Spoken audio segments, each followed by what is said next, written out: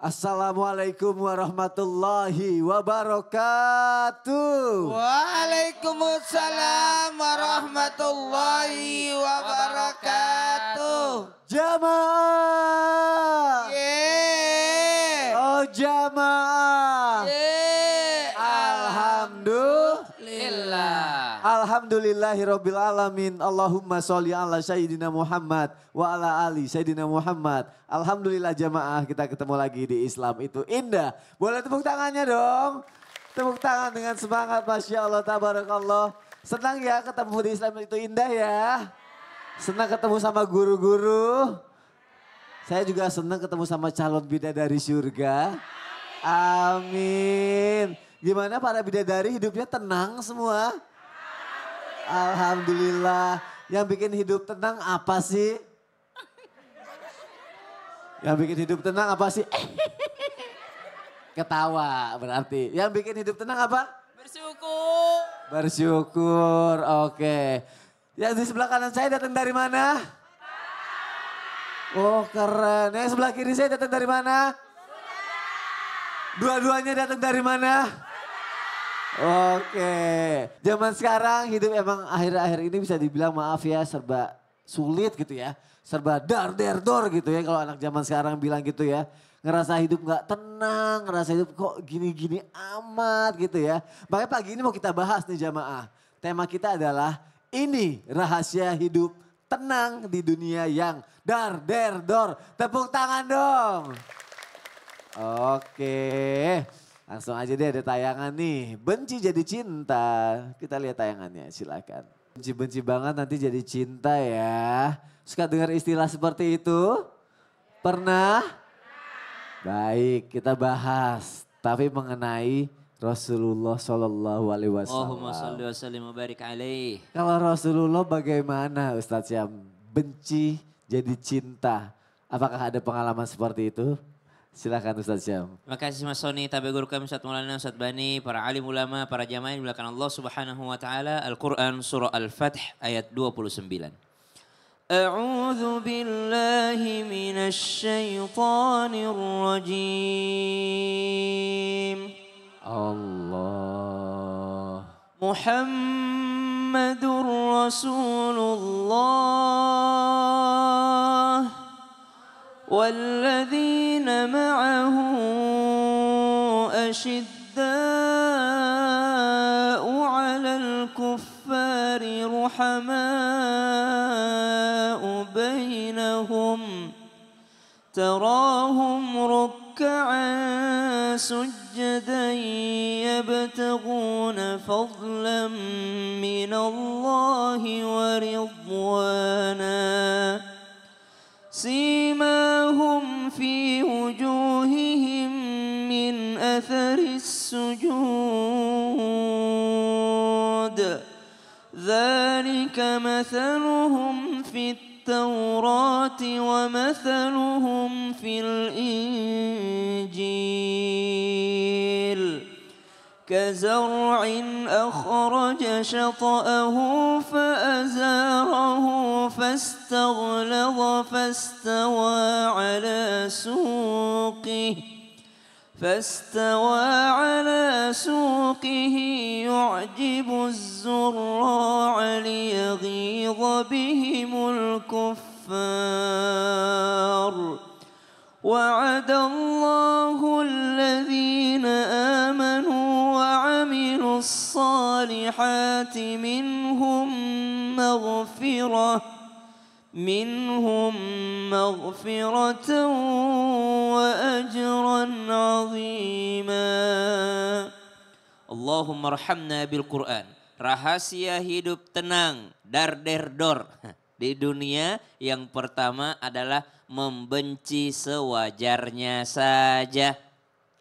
Ahbib habibaka haunamma asa ayyakuna baghidhaka yawmamma wabghid baghidhaka haunamma asa ayyakuna habibaka yawman ma. Cintailah kekasihmu sekedarnya saja, karena bisa saja yang kau cintai akan menjadi orang yang paling kau benci suatu hari nanti. Dan bencilah musuhmu sekedarnya saja, bisa jadi yang kau benci menjadi orang yang paling kau cintai suatu hari nanti. Bagaimana baginda Nabi Shallallahu Alaihi Wasallam? Rasulullah Shallallahu Alaihi Wasallam pernah marah dan kecewa. Nabi Shallallahu Alaihi Wasallam pernah bersedih ketika berhadapan dengan orang yang pernah membunuh daripada paman baginda Nabi Shallallahu Alaihi Wasallam bernama Wahsy yang membunuh Hamzah radhiyallahu anhu warda. Ketika Nabi marah kepadanya, apa yang dilakukan Nabi? Nabi menghindar untuk tak mau memandang wajahnya. Kenapa? Karena setiap memandang wajahnya teringat daripada sakitnya paman beliau yaitu Hamzah radhiyallahu anhu warda. Tapi pernahkah Nabi membenci, marah sekaligus melaknat? Ketahuilah, pernah suatu kali Nabi itu kunut nazilah, sampai kunut nazilah, kunut panjang.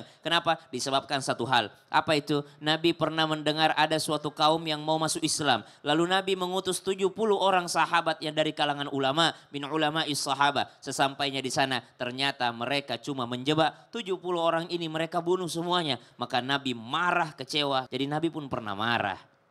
Nah, marah tapi Nabi tahu mengarahkan marahnya kemana. ya. Kalau orang itu sudah bertaubat, maka Nabi akan membuka daripada pelukannya secara lebar-lebar. Kalau buat kita sebagai manusia biasa, Kalau benci sekedarnya saja, karena kita bukan Nabi. Kita tidak pernah tahu yang mana yang selamat di akhir hayat nanti. Siapa tahu yang kita benci itu justru yang dicintai sama Allah. Siapa tahu kita merasa mulia justru kita hina di hadapan Allah. Masya Allah, terima kasih Ustaz Syahab. Iya. Tepuk tangannya dong untuk Ustaz Syahab, Masya Allah, tabarakallah. Baru yang pertama ya, kira-kira yang kedua apa? Coba Ustadz Bani, izin nanya Ustadz. Ya.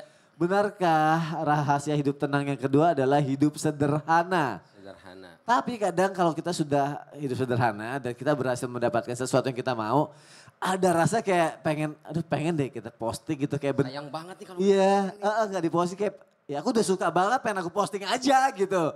Itu boleh gak Ustadz Bani? Ya. Mohon penjelasannya Ustadz, silakan. Mohon izin guru kami Ustadz Maulana, Ustadz Syam dan guru-guru kami dimanapun berada. Serta para pemirsa baik yang di studio maupun di rumah. Assalamualaikum warahmatullahi wabarakatuh. Waalaikumsalam warahmatullahi wabarakatuh. Alhamdulillah wassalatu wassalamu ala rasulillah wa ala alihi wa ashabihi wa mawalah. La hawla wa la quwata illa billah. Di dalam rumus fisika itu ada gaya berbanding lurus dengan tekanan. Semakin besar tekanan yang diberikan, maka semakin besar juga gaya yang dihasilkan. Maka sebenarnya dalam kehidupan kita sehari-hari sama juga tuh.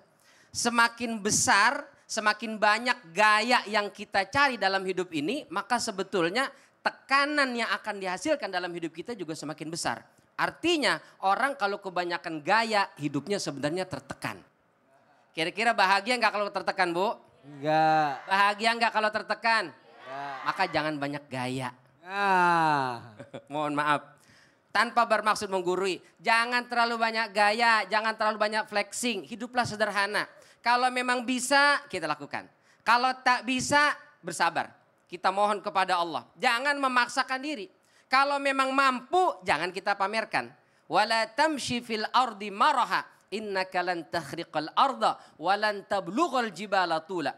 Jangan kau berjalan di atas muka bumi ini sambil pamer, sambil memperlihatkan semua aksesoris yang kita bisa, yang kita mampu, yang kita miliki. Karena sesungguhnya kita tak akan bisa menembus kedalaman bumi. Sehebat apapun kita tak akan bisa mengalahkan gunung yang menjulang tinggi.